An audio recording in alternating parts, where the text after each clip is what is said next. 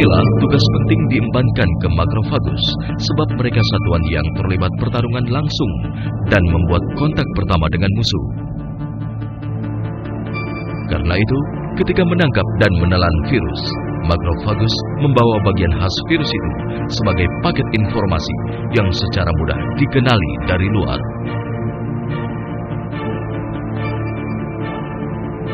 Informasi intelijen ini dipersiapkan bagi sel T penolong sistem kekebalan.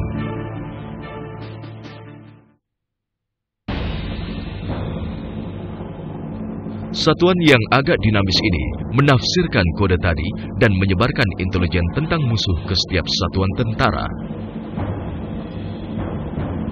Begitu menerima pesan intelijen, sel T penolong mula-mula memperingatkan sel-sel lain tentang ancaman musuh. Untuk itu, mereka melepaskan molekul yang disebut limfokin. Pesan kimiawi ini adalah seruan perang yang segera memacu sel-sel lain bertindak. Maka dimulailah produksi antibodi dalam limfosit B yang menunggu giliran meredam musuh. Karena tugas strategis ini, limfosit B bagaikan pabrik penghasil senjata. Antibodi yang dihasilkan berdasarkan tafsiran intelijen menyerupai roket yang khusus ditembakkan kepada musuh. Produksi antibodi sel B berlangsung dalam kecepatan dahsyat. Mereka menghasilkan ribuan antibodi per detik.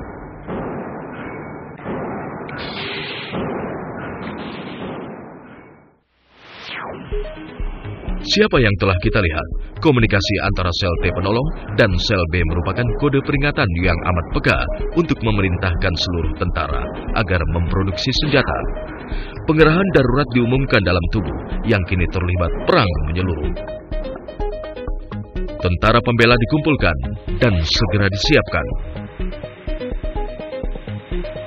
Dengan susunan protein 3 dimensinya, antibodi cocok masuk ke dalam musuh sebagai kunci bagi gembok. Mereka akan mengunci daerah tertentu virus dan bakteri yang dikenali oleh intelijen dan merusak susunan kehidupan musuh. Kuman-kuman penyerang pun diredam. Ini karena antibodi yang dihasilkan oleh sel B dirancang sempurna hasil dari pesan intelijen yang diterimanya.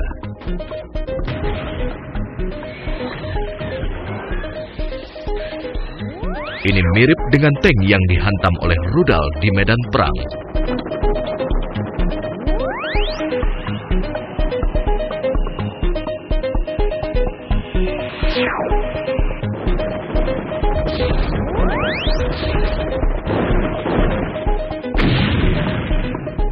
Dengan cara ini, dihasilkan senjata antibodi yang secara unik pas melawan musuh.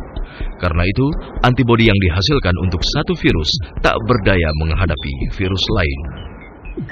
Produksi antibodi yang peka ini mirip dengan kunci-kunci yang dibuat untuk jutaan gembok berbeda. Akan tetapi, sel B yang tidak kasat mata melakukan produksi itu tanpa kesalahan. Inilah prestasi sel B yang berada di luar jangkauan penalaran manusia. Sel T penolong yang menyebarkan data intelijen tentang musuh kepada semua sel merangsang satuan khusus lain agar bertindak. Sel T pembunuh. Virus-virus dijinakan oleh antibodi yang dihasilkan.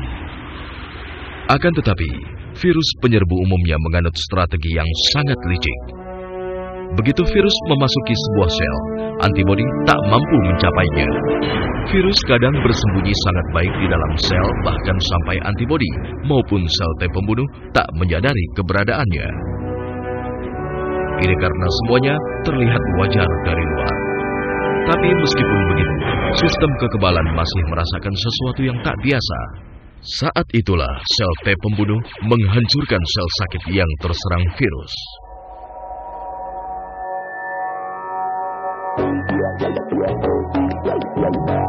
Sel T penolong bukan hanya memperingatkan sel T pembunuh. Mereka juga memanggil makrofagus untuk membersihkan tempat saat itu juga.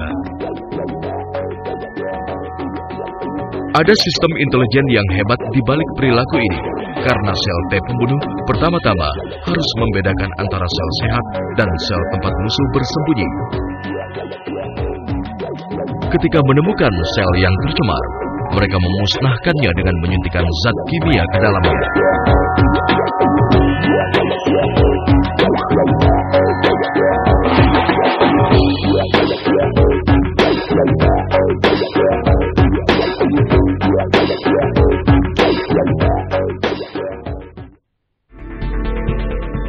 Begitu kemenangan atas kuman diraih, sel T pembunuh menghentikan perang.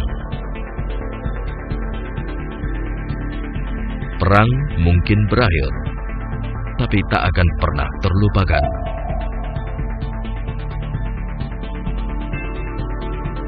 Beberapa sel B yang bertugas selama pertikaian diberi umur lebih panjang dan menyimpan data penyerang terakhir.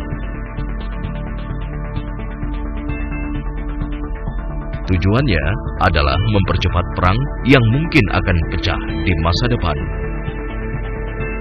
Ketika musuh yang sama dihadapi kembali, senjata yang cocok untuknya akan dihasilkan dalam waktu lebih singkat.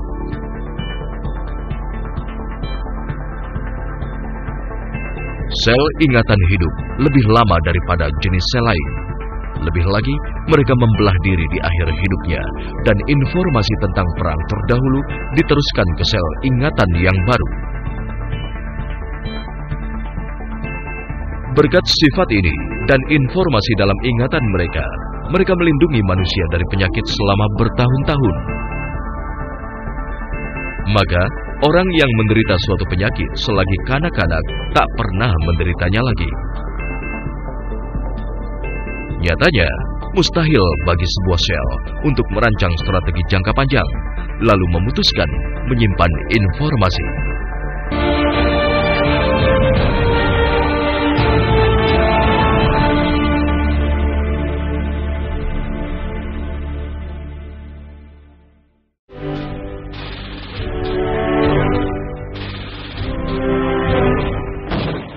Perang besar dikobarkan melawan semua kuman yang memasuki tubuh.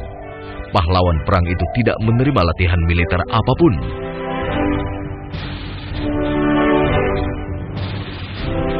Mereka juga tidak punya akal.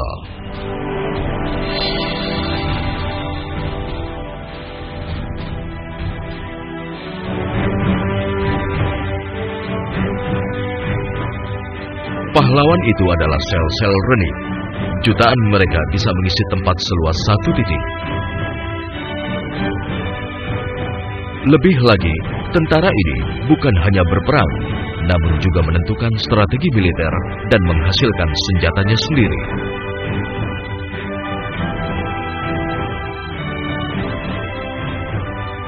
Jika semua proses di bawah kendali kita, bukan sel-sel itu, kita tidak akan pernah bisa menangani organisasi luar biasa yang terlibat. Karena itu, jelas kita tak bisa berharap semua sel atau organ ini berkemampuan saling berkomunikasi, bersepakat, merencanakan, dan bertindak dengan organisasi sempurna berdasarkan pada rencana-rencana itu. Coba pikirkan, yang kita hadapi di sini hanya beberapa organ dan triliunan lebih sel.